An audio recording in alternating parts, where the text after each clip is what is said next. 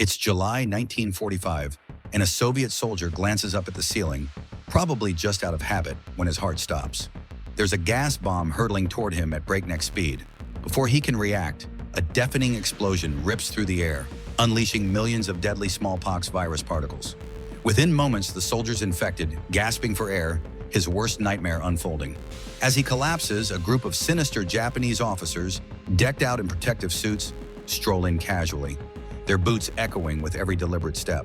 They're here to check the results of their horrific experiment, and you might have already guessed it, these aren't just any soldiers. They're the infamous Unit 731, the Japanese biochemical warfare team notorious for their atrocities. Out of the corner of his eye, he notices something's off. The Soviet prisoner from the Far East corner has broken free. This isn't just a failed experiment, it's a disaster. Losing a test subject? That's a death sentence for him. Panicked, the officer barks orders, sending his entire team to hunt the escapee down, determined to dig him out even if they have to tear the earth apart. But this Soviet soldier? He's no fool. He's clever, lying low in a thick patch of grass, holding his breath, waiting for the Japanese to pass so he can slip away down a hidden path. Just when he thinks he's outsmarted them, he turns his head and locks eyes with a lone Japanese soldier. For a split second, time freezes. Both men snap into action, scrambling for anything they can use as a weapon. The Soviet grabs a stick first, swinging it with all his might, knocking the enemy down before he can strike. But the fight exposes his position, and now it's all or nothing. With enemy gunfire erupting around him, he runs, full sprint, heart pounding, bullets whizzing past, some even grazing his body. He doesn't dare stop, not for a second, because he knows this is his one shot at survival. With a final burst of strength, he dives into a lake at the base of the mountain, disappearing into the water, narrowly escaping the clutches of death. By some miracle, he's found by his comrades, whisked away to the safety of the Soviet rear for treatment. The moment he's stable, he spills everything. The Japanese's vile crimes, their plan to unleash a biochemical sneak attack on Soviet forces. The Soviet high command listens, their faces grim. This is no small threat. They dispatch their best reconnaissance unit to crush the Japanese plot, but there's a catch. They don't know the exact location of the enemy's lab. The commander orders the team to use the eastern slope as their landing point, telling them to rest up tonight and move out at dawn. But as soon as the commander steps out, a seasoned veteran pipes up, unease in his voice. That eastern terrain? It's a defender's dream. Open, exposed, perfect for an ambush. If the Japanese are waiting there, the team's as good as dead. The young company leader brushes it off, pointing out the map shows a flat road, not some treacherous cliff. How does the veteran know this? The old soldier explains he fought there years ago during the Civil War. He knows that land like the back of his hand. But orders are orders, and time's tight, so the company leader decides to deal with it tomorrow. At first light, the team sets out under air cover, moving cautiously down the planned route. Halfway through their descent, the worst happens. Japanese forces spot them, swarming in with a massive unit, hell-bent on wiping them out. But then, something incredible happens. The Soviet team seems to vanish into thin air.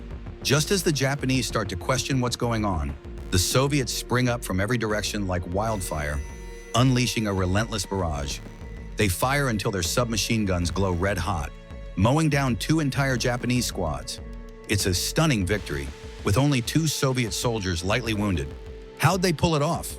Turns out the company leader ignored the commander's orders at the last second, taking the veterans' advice and setting up a brilliant ambush of their own.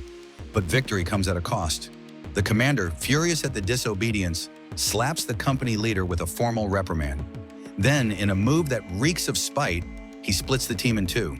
He'll take one group to the safe western route to question local monks about the Japanese hideout, while the company leader and his men are sent to the deadly eastern path to scout for clues. Everyone can see it. This is the commander's way of punishing the company leader for defying him. The veteran tries to warn him that splitting the team is a reckless move, but the commander shuts him down, even assigning the veteran to his own group to protect a civilian woman. Little does he know, his narrow-minded ego and petty grudges are about to drag dozens of brave Soviet soldiers into a spiral of chaos and despair. Barely after the company leader and his team set out, disaster strikes. They're ambushed by another Japanese unit lying in wait on the eastern slope. The enemy has the high ground, their defenses airtight, and the Soviet team is overwhelmed in seconds. Despite a desperate counterattack, the odds are stacked against them. Terrain, timing, everything's wrong. One by one, the squad falls, wiped out in a brutal slaughter. To make sure no one's faking, the Japanese soldiers coldly stab each body with bayonets, and the company leader, the last man standing, is forced to watch a comrade's throat slit before meeting the same gruesome fate. It's gut-wrenching, pure cruelty. Meanwhile, the commander's group gets a stroke of luck. With the help of local Chinese monks, the veteran and another scout pinpoint the Japanese stronghold. Surrounded by countless guard posts, checkpoints, sentries, and miles of barbed wire, there's no doubt this is Unit 731's lair. The veteran races back to report the find, his heart pounding with hope. But before he can speak, word spreads that the Japanese are rounding up civilians, even monks, in a frantic push to finish their experiments. The commander, thinking he's safe disguised as a monk, is among those captured and dragged to the biochemical lab, where the Japanese plan to use their bodies for horrific tests. Even a Japanese colonel, disturbed by the taboo of harming monks, tries to intervene, but the general's not having it.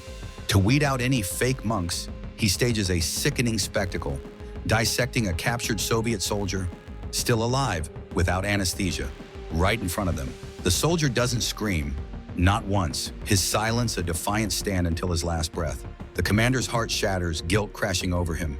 His arrogance, his mistakes, they've cost his brothers their lives. He's ready to go out in a blaze of glory, but then a miracle. Several high-ranking monks arrive, claiming they've been sent by the temple's abbot to retrieve their people. Turns out, after the commander's capture, the veteran sprinted through the night to the temple, begging for help. He took down patrolling Japanese soldiers with nothing but an axe. One swing, one kill, moving like a shadow, unstoppable. Even the bloodthirsty Japanese hesitate to defy the sanctity of monks, and with the abbot's confirmation, the colonel reluctantly escorts the group back, though he's seething. This brush with death changes the commander. He can't let his men's sacrifices be for nothing. After sharing Unit 731's coordinates with a trusted ally, the remaining Soviet soldiers gear up and sneak toward the Japanese airfield, where the enemy's about to ship out their deadly viral missiles. The Soviets strike, taking the Japanese general hostage and demanding surrender. But the general, with zero honor, slips away, leaving a soldier dead in the chaos. Gunfire draws more enemies, exposing the team's position. Outnumbered and outgunned, the Soviets fight desperately as the Japanese close in. In a final act of defiance, the veteran rigs the virus-laden plane with explosives, pulling the trigger just as hope fades. The blast reveals Unit 731's exact location to Soviet command, who waste no time sending a fleet of bombers to obliterate the site. The Japanese are about to face hell. And that's where today's story ends, folks. I'm your host, bringing you the wildest movie tales. Stick around for more next time. Wow, what a ride with Topor. If that got your heart racing, smash that like button and hit subscribe to catch more epic movie recaps. Don't miss out. Join the crew and let's keep the vibes going.